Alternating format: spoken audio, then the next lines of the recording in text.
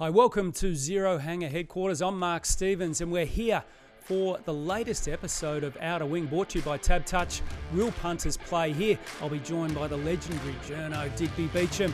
Let's bring it on. Could a mullet with tightly tapered sides reduce wind resistance, allowing for faster acceleration off the mark? Now that's something to think about. What are you really gambling with? Well, Diggers, good to have you back again. A win and a loss over there in Perth. What's the mood like in WA? Well, the mood's a little bit understanding, I think, Steve. A bit of a reality check with the West Coast Eagles. We'll touch on them in a second, but I suspect the news over on the East Coast is more so about Fremantle as they prepare to do battle against Collingwood. Yeah, the Dockers, of course, 3 in a row. We've been saying it all year, Diggers, but they do look like the real deal. Yeah, they do, Steve-O, and they were very good, I thought, against Adelaide. They won contested possession, uncontested possession.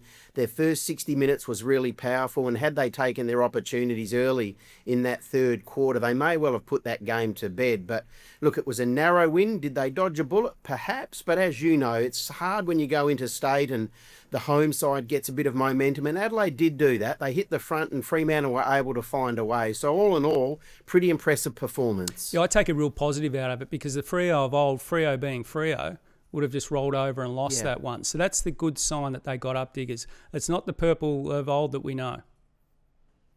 No, I'd agree with that, Steve. And look, we've spoken about it on this show, haven't we, already, about the performance against Geelong. And you were quite, scathing, and I understand where you were coming from because they had Geelong on the ropes and they weren't able to deliver that knockout blow.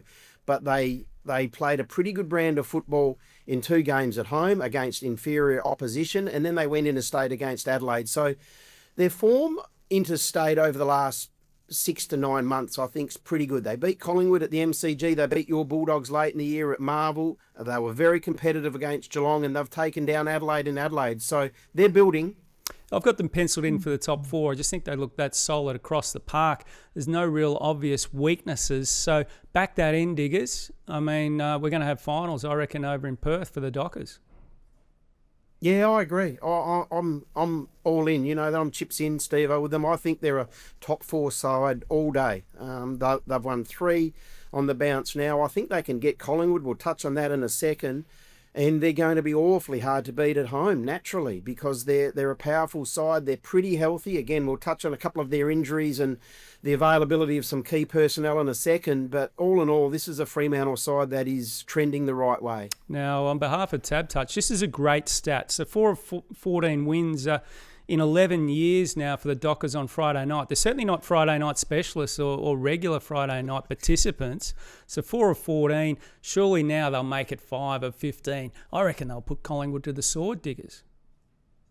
Well, we'll wait and see what happens with Pendlebury and both Nick Dacos, albeit he looked a bit proppy, didn't he, up at the Gabba last week. We know it was a late withdrawal. Look, he's a star, Nick Dacos. He had over 40 touches in that performance against Fremantle at the MCG when Pat Voss kicked 6. So look, he's a key part of Collingwood, that we know. He provides them that link, that run, that pep in their step.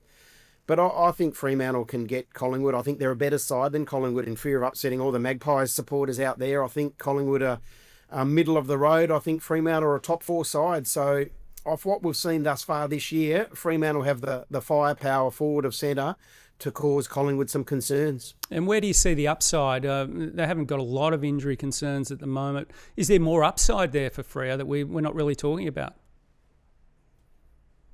Yeah, look, the one thing we've touched on is Hayden Young. Like, he's a Rolls Royce. He's silk. They've got a very efficient midfield. Caleb Sarong's accumulating some really big numbers, backing up what he did in 2025. We know Brayshaw's a beauty as well. Luke Jackson's a star.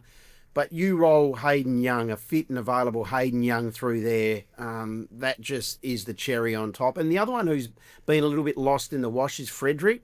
Top 10 in their best and fairest last year. I think he kicked 30 goals.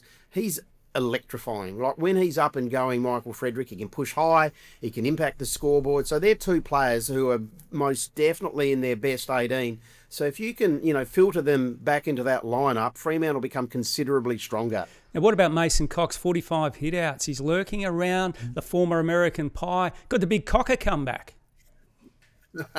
Well, he could. He's done everything right. Fremantle have been wrapped with him, and he's committed himself to the Fremantle Football Club. You're right. He was playing for Peel on the weekend, and the Waffle was very, very good.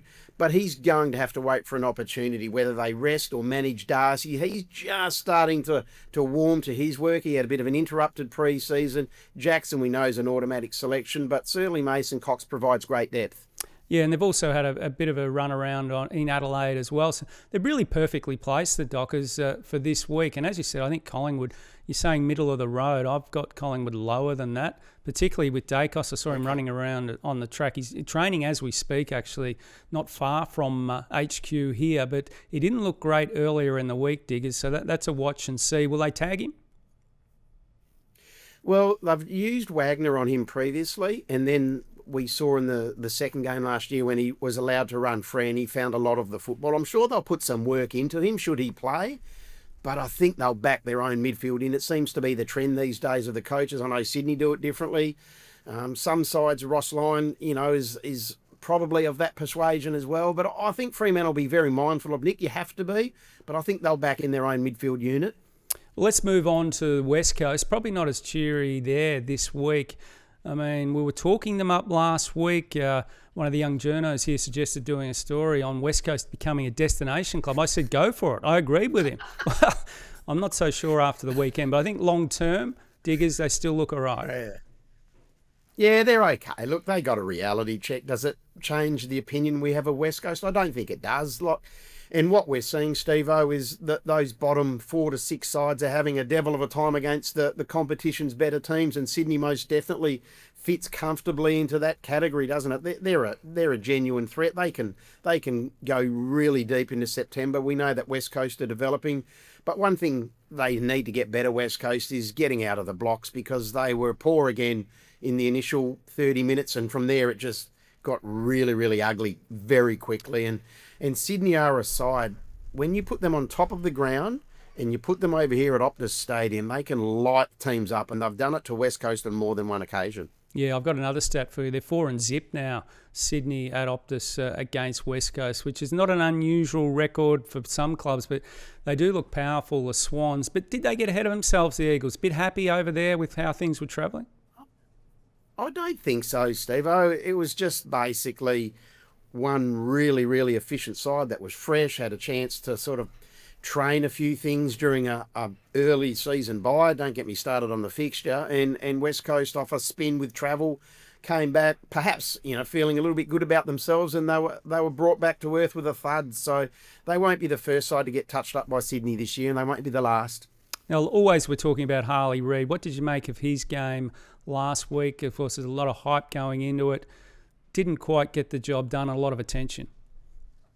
Yeah, he did. Look, he's struggling with a tag. I think what we have seen when opposition sides put a bit of work into Harley, he's yet to work it out. So he needs some more support from his teammates. Andrew McWalter admitted as much, post-match. So that's something as a collective they need to work on. But Harley also has to work through that and maybe channel his focus towards the footy and the contest rather than his opponent.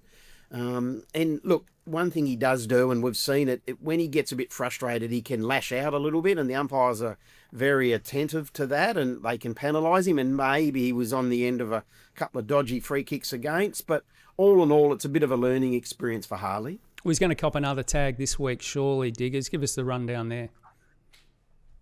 Yeah, well, you'd think Mark O'Connor, who was managed for that Easter Monday blockbuster against Hawthorn at the G, comes back in, and he can pay really close attention to an opposition mid, can't he? So, look, Chris Scott and his match committee will work out whether they want to do that, but I think there's enough evidence to suggest if you nut Harley Reid, that West Coast midfield, isn't anywhere near as effective as what it can be when he's got free rein. Now, throw us forward, Eagles. How many wins now, Diggers? They've already got a couple in the bank. How many do you see at the end of the season? We're going to put this in the vault here at Zero Hanger HQ. Ooh.